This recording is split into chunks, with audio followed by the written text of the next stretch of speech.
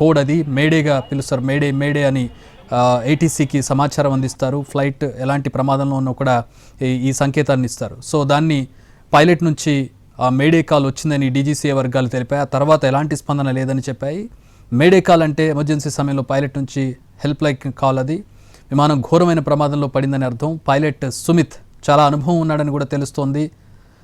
దాదాపు 8,200 గంటలకు పైగా ఎయిర్ ఎక్స్పీరియన్స్ ఉంది. అంటే పైలట్ అనుభవజ్ఞుడు అని కూడా డీజీసీఏ చెబుతోంది. ఇక కో పైలట్ కూడా అనుభవం ఉన్న వ్యక్తి అని తెలుస్తోంది. విమానం టేకాఫ్ అయిన సుమారు 5 నిమిషాలకి దుర్ఘటన జరిగింది. ఈ ఫ్లైట్ని కూడా 2017లో ఎయిర్ ఇండియా పర్చేజ్ చేసినట్టుగా తెలుస్తోంది. సో ఫ్లైట్ కూడా కొత్తదన్నట్టుగానే భావించాలి 2017 అంటే. ఈ ప్రమాదంలో అహ్మదాబాద్ వెళ్లే పలు విమాన సర్వీసులను రద్దు చేశారు. ఇప్పుడు అహ్మదాబాద్ ఎయిర్పోర్ట్ 5 గంటల వరకు షట్ డౌన్ చేశారు.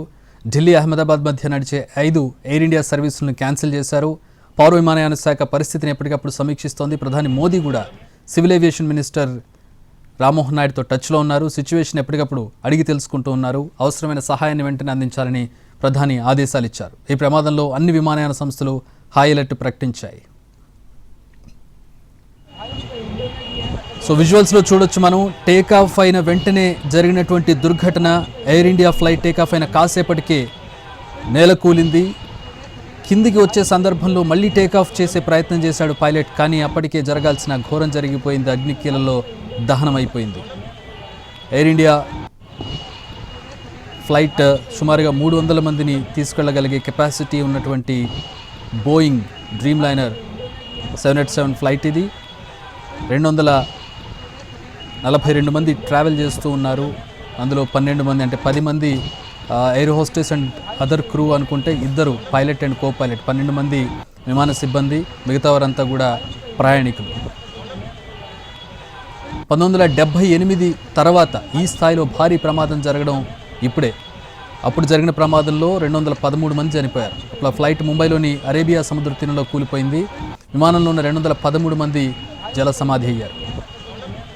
సాధారణంగా ఫ్లైట్ క్రాష్ అయినప్పుడు జరిగేటటువంటి నష్టం చాలా ఎక్కువగా ఉంటుంది. ఎందుకంటే ఫ్లైట్లోంచి బయటికి వచ్చి ప్రాణాలతో బయటపడేటటువంటి సందర్భాలు చాలా తక్కువగా ఉంటాయి. బ్రతికి బట్టగట్టేటటువంటి అవకాశం చాలా తక్కువగా ఉంటుంది ఫ్లైట్ యాక్సిడెంట్స్లో.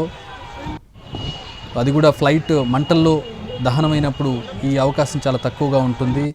సో మృతుల సంఖ్య పెరిగే అవకాశం కనపడుతోంది. విమానంలో సుమారుగా 169 మంది భారతీయులు ఉన్నట్టుగా తెలుస్తోంది.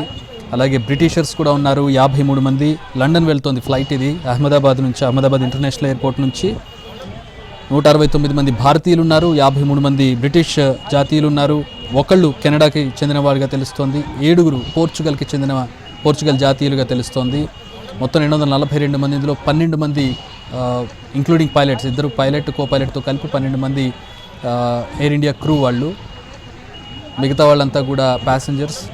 దారుణమైనటువంటి దుర్ఘటన 1 గంట సమయంలో చోటు చేసుకుంది. భారతదేశ విమానయాన చరిత్రలో ఒక భారీ దుర్ఘటనగా దీన్ని చెప్పుకోవచ్చు. ఇందులో గుజరాత్ మాజీ సీఎం విజయ్ రూపాని కూడా ప్రయాణిస్తున్నారు. ఆయనకి తీవ్ర గాయాలైనట్టుగా తెలుస్తోంది. ఇప్పటికీ 100 మంది మృతి చెందినట్టుగా తెలుస్తోంది. ఈవెన్ ఈ ఫ్లైట్ ఏజే మెడికల్ కాలేజ్ చెందినటువంటి హాస్టల్ మీద కూలింది. హాస్టల్లో ఆ సమయంలో ఎవరైనా ఉన్నారనేది కూడా ఇంకా తెలియాల్సి ఉంది. కేంద్ర విమానయాన శాఖ మంత్రి రామ్మోహన్ నాయుడు ఘటనా స్థలానికి చేరుకున్నారు. పరిస్థితిని సమీక్షిస్తూ ఉన్నారు. మోదీ ఎప్పటికప్పుడు కాల్ చేసి వివరాలు తెలుసుకుంటూ ఉన్నారు. కేంద్ర హోంమంత్రి అమిత్ షా ఇప్పటికే బయలుదేరి అహ్మదాబాద్ వెళ్ళారు. పైలట్ కూడా చాలా అనుభవం గల వ్యక్తిగా తెలుస్తోంది. ఫ్లైట్ కూడా కొత్తదిగా తెలుస్తోంది. కాకపోతే